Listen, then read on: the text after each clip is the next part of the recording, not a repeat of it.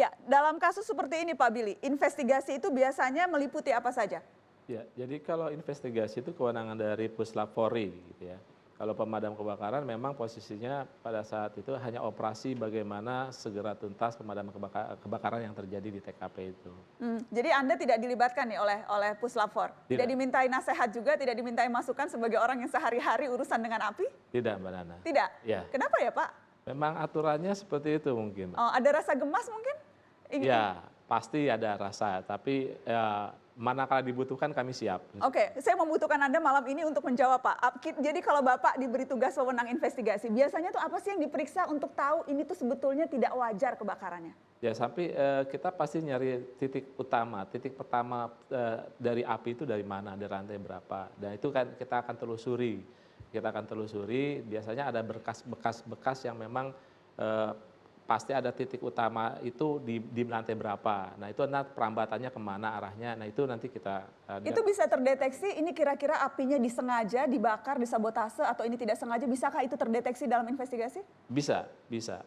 Bisa ya? Pasti bisa. Oke, saya ingin ke Bu Fatma. Bu Fatma, jadi dugaan sabotase kalau memang ada itu sesungguhnya bisa ditemukan dalam penyelidikan kasus-kasus seperti ini, Bu. Aduh, Bu Fatma, suaranya hilang. audionya belum keluar. Ya, baik, Boleh diulangi, bisa Bu? sekali Mbak. Ya, bisa sekali Mbak Nana. Jadi kita menggunakan sains dengan mengambil sampel dari tempat lokasi kejadian kebakaran, kemudian dibawa ke laboratorium untuk membuktikan apakah di situ ada jejak-jejak apabila terjadi sabotase. Misalnya jejak-jejak adakah hidrokarbon? Karena di sebuah perkantoran tentunya jejak hidrokarbon ini tidak ada sebagai sumber bahan bakar. Kalau di situ ditemukan ada jejak-jejak hidrokarbon, maka ada kemungkinan dibakar. Tetapi kalau itu tidak ada, maka murni karena terbakar. Begitu. Kemudian di samping itu juga bisa terlihat dari material-material yang merupakan sumber dari selain bahan bakar, kemudian juga dari sumbernya, dari di mana lokasi pertama api itu bisa terjadi, dari pola kebakarannya, itu semua bisa ditemukan, diinvestigasi. Dan di dalam sebuah investigasi sebetulnya bisa saja melibatkan ahli ataupun melibatkan damkar atau melibatkan expert, witness atau saksi untuk bisa merangkum hasil investigasi tersebut secara lebih komprehensif. Bu Fatma, misalnya jadi cara-cara arson atau pembakaran itu apa Bu misalnya? Membuat korsleting listrik atau memang sengaja menyiram sesederhana menyiram bensin di atas kertas atau apa Bu? Yang canggih sampai yang sederhana? Ya, bisa tadi dengan menyiramkan bensin, itu akan terlihat dari jejak-jejak hidrokarbonnya kalau diperiksa di laboratorium. Kemudian bisa dengan cara tadi menggunakan korsleting listrik, bisa saja. Tetapi akan terlihat dari pola kebakarannya. Kalau memang karena korslet, maka itu tidak tersengaja akan terbentuk api seperti api dalam sekam, begitu ya, membara. Jadi kabel listrik itu tentunya akan memerlukan waktu untuk terbakar, tidak secara tiba-tiba. Jadi kalau disengaja itu akan terlihat. Kemudian yang ketiga yaitu menggunakan bahan peledak. Tetapi itu akan sangat mudah teridentifikasi dari sisa-sisa bahan peledak yang ada di lokasi. Oke, Pak Billy, seharusnya standar keselamatan kebakaran di gedung, bukan hanya gedung vital pemerintah, tapi secara umum apa seharusnya yang wajib dimiliki untuk mencegah supaya kebakaran atau terbakar atau dibakar semasif ini? Sebenarnya ada standar yang sudah ditentukan dalam Kemenpu, itu kaitan dengan standarisasi bagaimana pengamanan proteksi kebakaran di gedung. Ada 4 Mbak Nana. Pertama kaitan kesiapan proteksi kebakaran aktif dan pasif. Kemudian yang kedua kaitan dengan tersedianya fasilitas atau sarana untuk penyelamatan jiwa. Kemudian yang keempat kaitan dengan akses masuk petugas pemadam kebakaran ke gedung tersebut. Ya. Kemudian yang keempat itu kaitan dengan MKKG, manajemen keselamatan kebakaran gedung sudah harus terbentuk di gedung itu. Nah memang seharusnya setiap gedung pengelola gedung atau pemilik itu harus memiliki pengkaji teknis.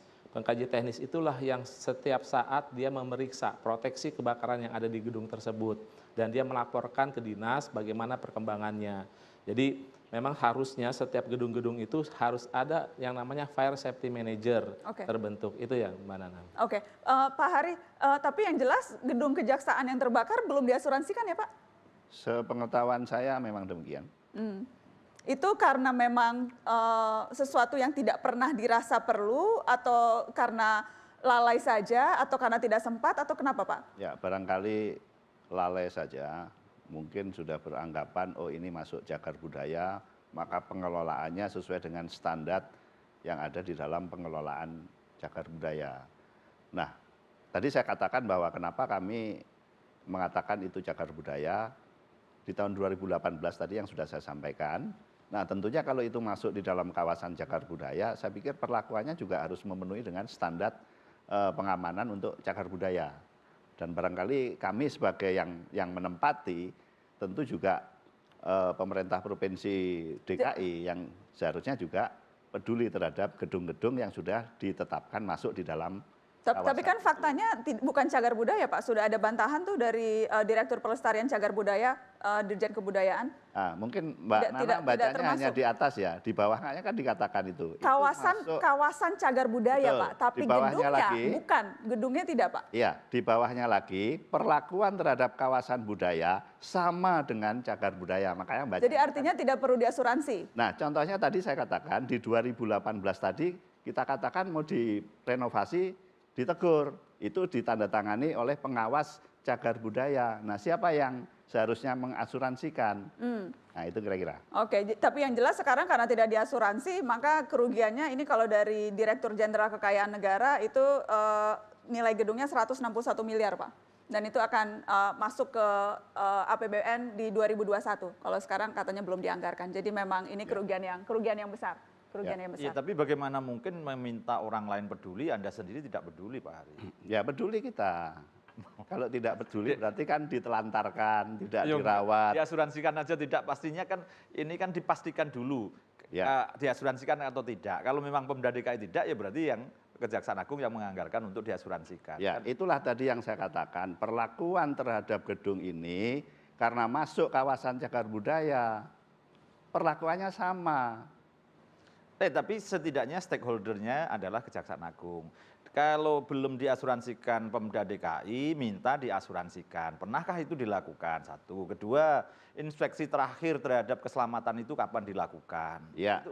Itu kalau tidak dilakukan, kenapa tidak dilakukan? Kan jadi pertanyaannya jadi panjang, Mbak Ari, bisa sampai ke Bengawan Solo. Karena pertanyaan itu dibuat, kalau ini enggak ini begini, kalau ini enggak begini, lah ini enggak akan selesai. Sekarang saya jawab, 2018 kami melakukan kegiatan, tapi ditegur oleh Dinas Pariwisata. Bukan, inspeksi keselamatan tadi. Oleh karena itu kemudian kita lakukan pembenahan-pembenahan. Oh, ini cagar budaya, proteksinya harus lebih baik lagi. Kalau bertanya terus, saya akan jawab terus gitu. Bukan, inspeksi keselamatan itu loh, saya hanya kapan terakhir dilakukan, ya, itu aja. Karena itu kami akan lakukan cek itu. Itu kami akan bekerja sama melakukan itu, kira-kira itu Mbak Nana. Baik, ya, yang jelas memang banyak sekali spekulasi yang menyelimuti apa yang terjadi di kebakaran gedung Kejaksaan ini. Terima kasih banyak Pak Billy sudah hadir dan menjelaskan di Mata Najwa. Satu Mbak Nana. Iya Pak. Jadi saya pikir ini satu momentum yang baik untuk lebih gedung-gedung yang lain lebih care lah kaitan dengan proteksi kebakaran. Kemudian yang berikutnya kaitan dengan penanganan kebakaran di gedung Kejaksaan Agung RI ini kami merasa berhasil sebenarnya karena tidak terjadi perambatan ke gedung yang lebih besar lagi. Sampai ada satu tempat yang memang sangat strategis yang kita bisa amankan. Itu yang luar biasa. Kemudian yang paling penting dalam satu operasi itu adalah bagaimana anggota dan masyarakat tidak ada korban. Malam itu tidak ada korban jiwa. Jangankan korban jiwa, korban luka pun tidak ada. Itu satu keberhasilan operasi dalam keadaan yang kebakaran yang sangat dahsyat.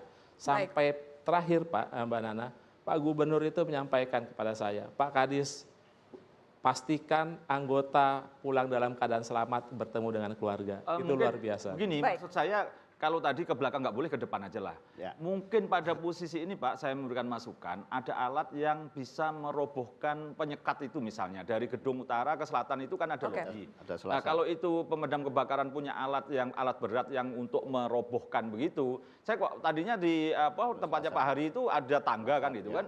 Itu kalau segera cepat bisa dirobohkan sehingga tidak merembet gitu. Mungkin ini masukan yang perlu Oke. dipikirkan aja Pak. Mungkin Saya tidak perlu alat. membayangkan kalau ini disengaja orang. Bagaimana capeknya Pak Kadis ini 65 mobil dan kerugian keuangan negara juga tadi gedung itu hancur sehingga dianggarkan lagi. Itu maka dari itu penting untuk penyelidikan ini diperhatikan oleh seluruh masyarakat Indonesia. Siap. Oke, Mbak baik. Nana, Terima khusus- kasih. Kita akan khusus saja ya. setelah pariwara ya Pak. Terima kasih ya. Ya, terima kasih. Dan terima kasih juga Bu Fatma. Kami masih akan kembali karena masih banyak sekali isu seputar bara di markas Jaksa. Jangan kemana-mana, tetap di Mata Najwa.